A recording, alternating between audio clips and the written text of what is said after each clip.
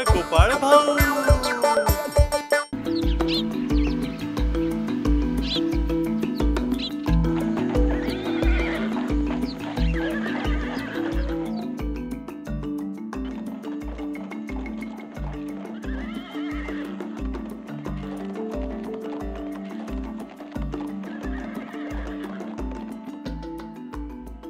महाराज महाराज, नवाब बहादूर येत आहे. नवाब बहादूर? काय म्हणतोयस? नीट बघितलंस का? हो महाराज, नीट बघितलं स्वतःच्या डोळ्यांनी. सोबत वजीर साहेबही आहेत. काय म्हणावं, काही खबर बातमी न देता येऊन सरळ धडकले. नाही नाही नाही नाही, हे तर खूप चुकीचं आहे. नवाब बहादूर आपल्यासाठी कधी सुखद असतात असं झालंय का महाराज? जेव्हा जेव्हा त्यांची नजर आपल्या कृष्णनगरावर गेलीये तेव्हा त्रासच तर झालाय आपल्याला. ते तर मला माहित आहे गोपाळ भाऊ, पण ते असे अचानक काय येत आहेत, कशासाठी येत आहेत याचीच काळजी लागली आहे. काळजी विसरून सेवाचं प्रयोजन करा महाराज. कितीही झालं तरी अतिथी हे नारायणच. विजय असो नवाब साहेबांचा, विजय असो. अतिथीवरून काय बोलणं सुरू होतं?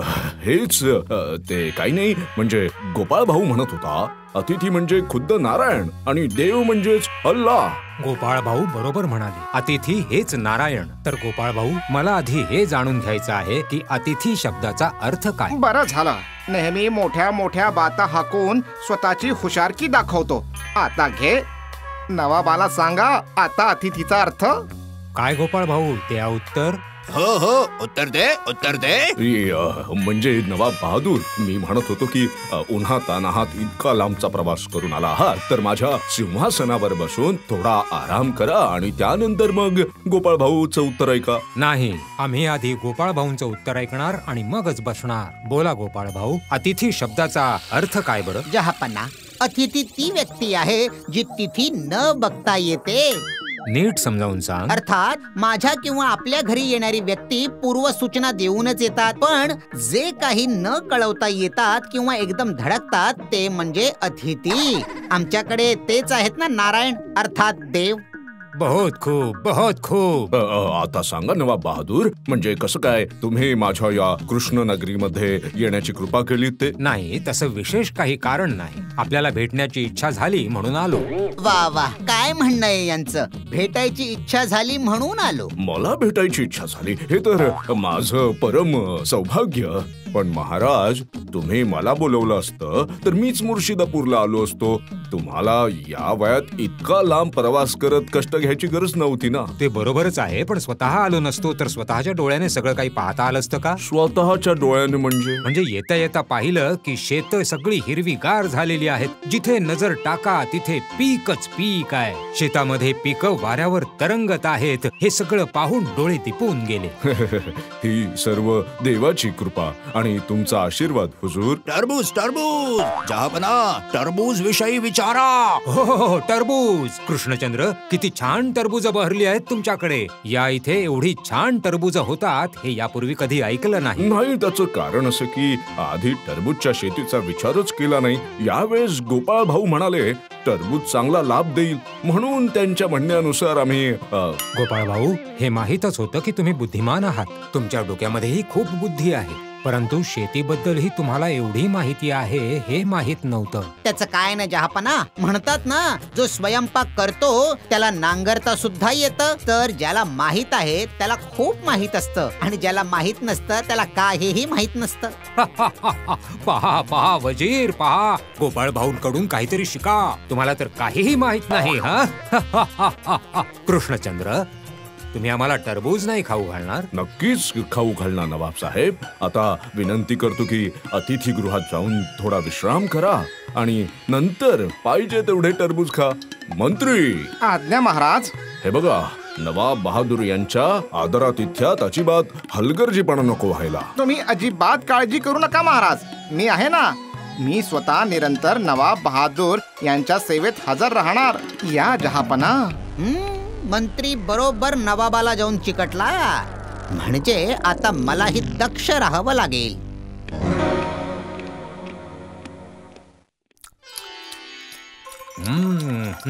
क्या खूपच उत्तम.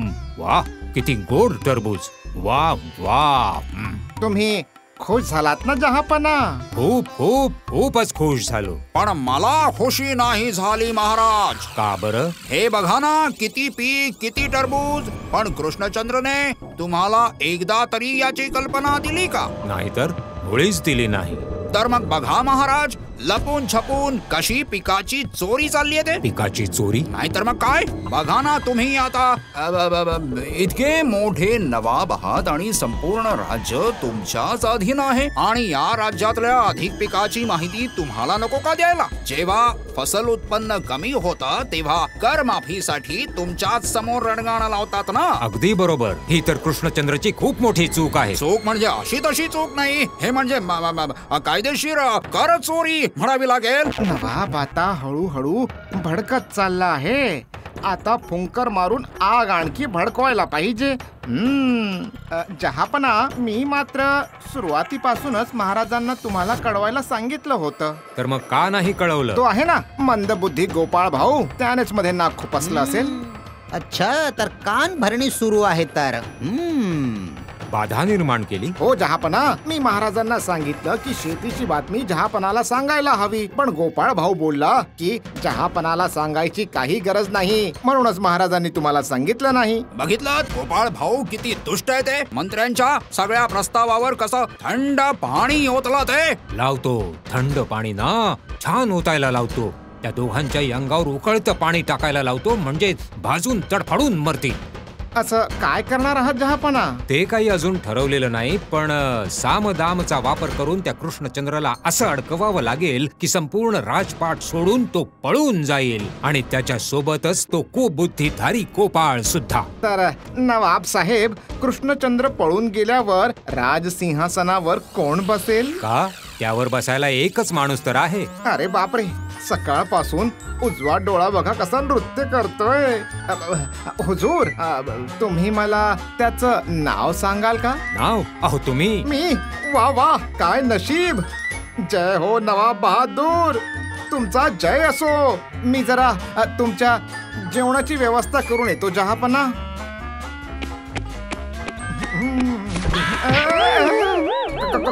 कंबर मोडली. हे काय मंत्री साहेब, लहान मुलांसारखं असं उडी मारत बाहेर येत आहेत ते? नवाब बहादुरांसोबत चोर पोलीस खेळतायत वाटतं. अरे बापरे, पाय पण मुरगडला वाटतं. गोपाळ भाऊ, मला सांगा तुम्ही इथे काय करत आहात? मी विचारायला येत होतो की दुपारी नवाब साहेब काय जेवणार आहेत ते. तुम्हाला उशीर होतोय हे बघून आचारी अधीर होत आहेत. ठीक आहे ठीक आहे, ते मी बघून घेईन. तुम्हाला यामध्ये नाक खुपसायची गरज नाहीये. मोठा आला.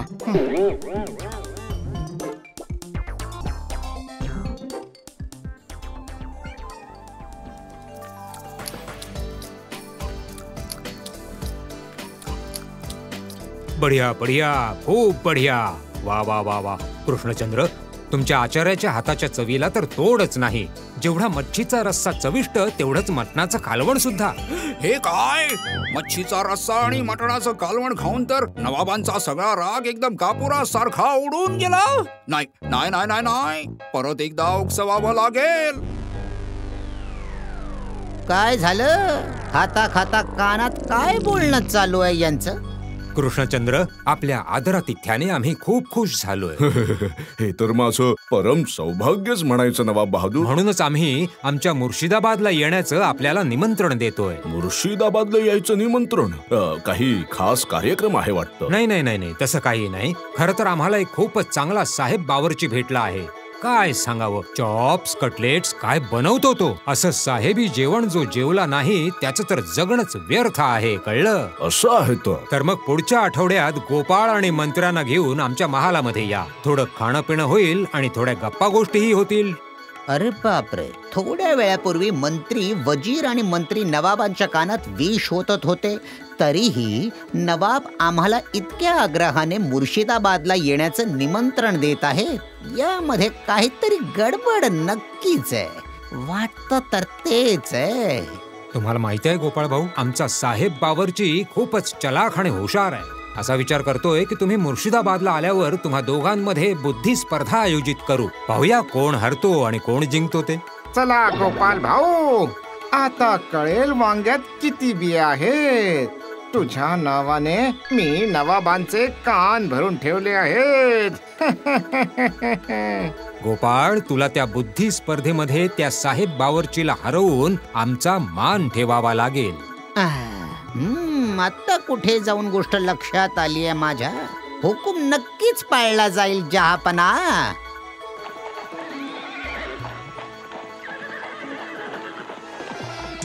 गोपाळ भाऊ, तयारी करा. उद्याच आपल्याला मुर्शिदाबादला निघायचंय. मी एकदम साधा माणूस, मला तयारीला काय लागणार आहे. कपड्याच्या नावाखाली एक साधं धोतर, कुर्ता आणि कुपर्ण, फक्त एक पंचा घेतला की झालं काम. मंत्री, मी अगदी तयार आहे महाराज. हो, मुर्शिदाबाद जायचंय हे ऐकूनच माझं मन अगदी मोरासारखं नाचायला लागतं महाराज. साहेब बावर्चीच्या हाताचा चॉप कटलेट आणि हो नंतर गोपाळ भाऊ बरोबर साहेबांची युती स्पर्धा. हो खरंच महाराज, यावेळेस मुर्शिदाबाद प्रवास खूप छान होईल. काय म्हणता? प्रवास छान होईल का वाईट हे तर आपल्याला तिथे गेल्यावरच कळेल. असो, उद्या सकाळी निघायचंय, त्यामुळे चला आता तयारीला सुरुवात करा लवकर. काय झालं? इतका कसला विचार करताय? विचार करतोय, नवाब कधी निमंत्रण देत नाहीत, त्यांनी मग अचानक असं निमंत्रण का दिलं? यामागे नवाबाचा एखादा हेतू असला तर? हेतू नसेल असा विचार तुम्ही कसा करू शकता? मग आता काय? इतकी काळजी का करताय? गोपाळ भाऊ सोबत असताना, तो असताना नवाब तुमच्या केसालाही धक्का लावू शकणार नाही. तुम्ही अगदी निश्चिंत राहा. हो, जावं तर लागणारच आहे.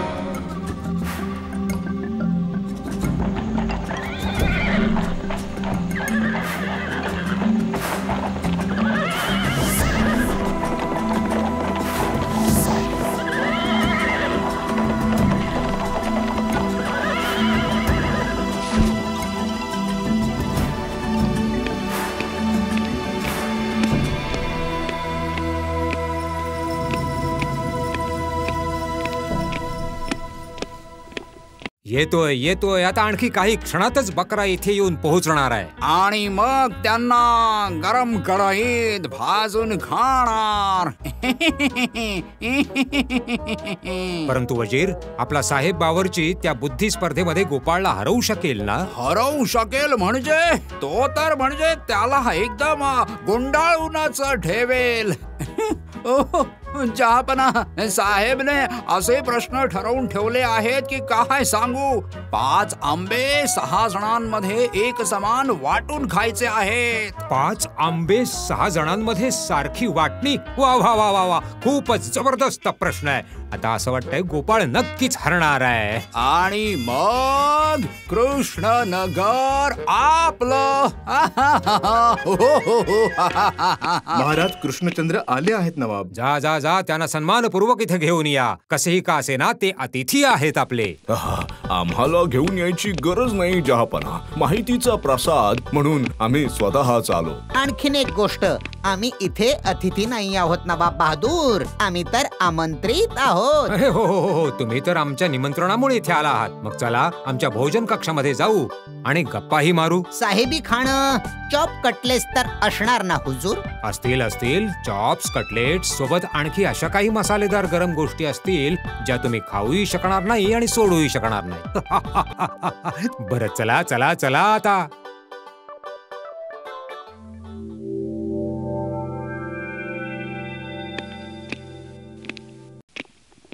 अरे ये ये ये साहेब. कृष्णचंद्र, माझ्या या साहेब बावर्ची सोबत तुमची ओळख करून देतो.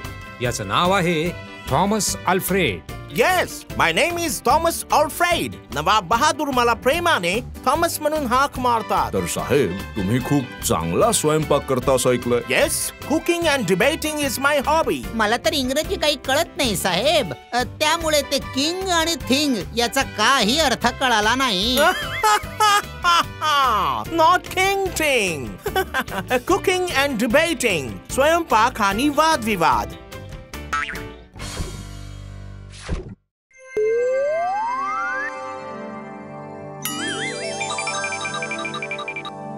नाही नाही गोपाळ, एवढ्यात खायला हात पुढे करू नका. त्याआधी तुम्हाला माझ्या कृष्णचंद्र बरोबर एक प्रश्न मंजुषा खेळायची आहे. प्रश्न मंजुषा म्हणजे तुम्हाला? हो, प्रश्न मंजुषा. तुमच्या राज्यामध्ये खूप पीक आलंय. हो, ते तर आलंच आहे. परंतु आमच्यापासून तुम्ही ही गोष्ट बेमालून लपवून ठेवली.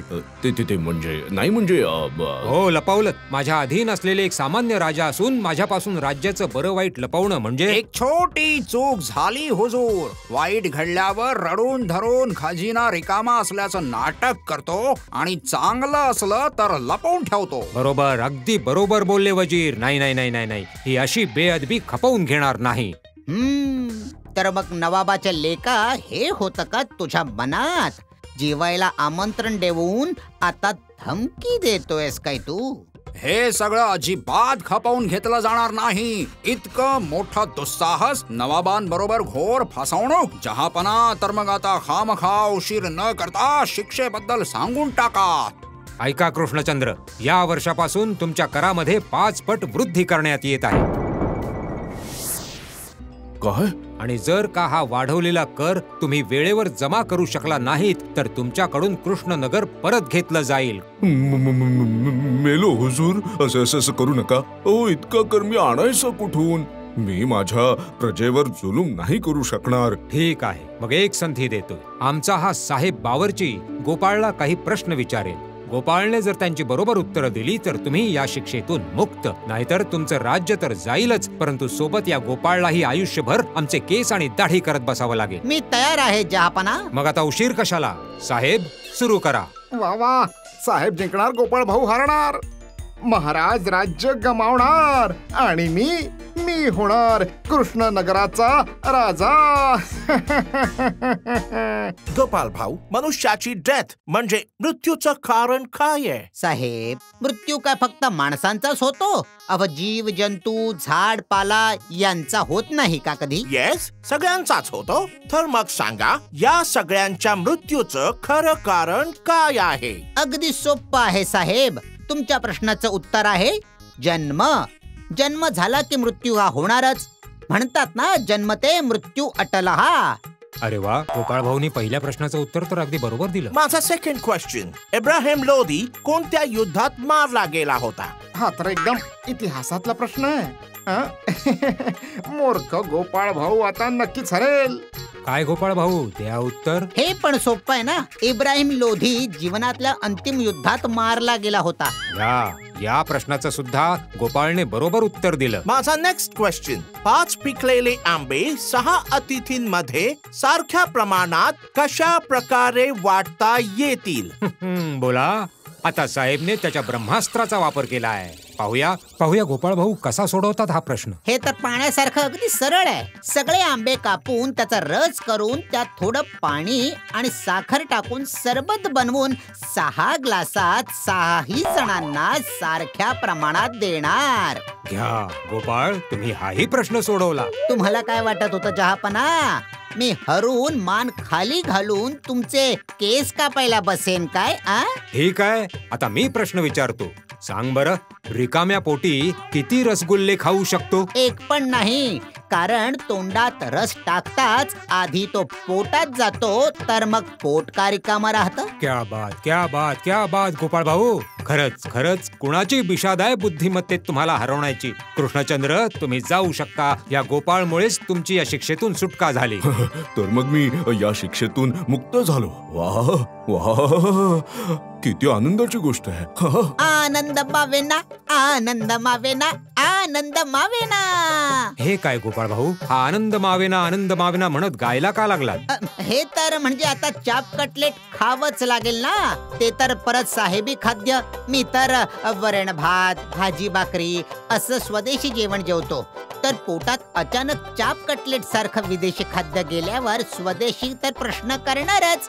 हु आर यू करून विद्रोह करतील. म्हणूनच तर म्हणत होतो की आनंद मावेना म्हणजे गरमागरम पुरणपोळी, तूप आणि मस्त केशरयुक्त श्रीखंड असेल तर आनंदच वेगळा आहे. म्हणजे पूर्णपणे स्वदेशी. जरूर. आज तुम्ही जे काही मागाल ते तुम्हाला मिळेल आणि सोबतच मिळतील 500 सुवर्ण मुद्रा माझ्याकडून उपहार. कोण आहे रे तिकडे? गोपाळ भाऊंसाठी गरम गरम पुरणपोळी आणि केशरयुक्त श्रीखंड घेऊन या. घ्या कृष्णचंद्र, थॉमसच्या हातचे चॉप्स कटलेट्स खायला सुरुवात करा. अरे रे, गोपाळ भाऊने इथेही पुरस्कार मिळवला. हुजूर क्षमा असावी. एक विचारू का तुम्हाला? विचारा. हुजूर, जितपत मला माहिती आहे तुमची प्रजा खूप प्रेमी आहे.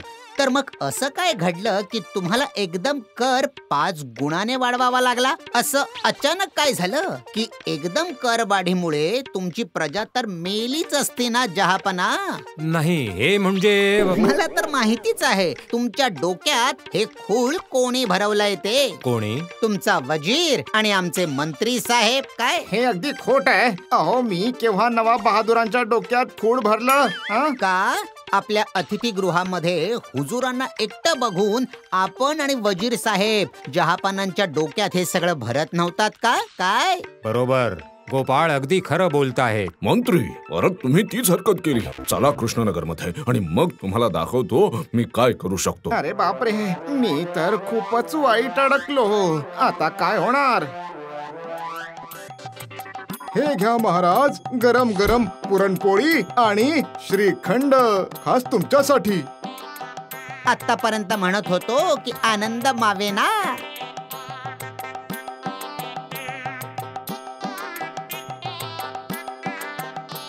आतापर्यंत हेच तर म्हणत होतो की आनंद मावेना.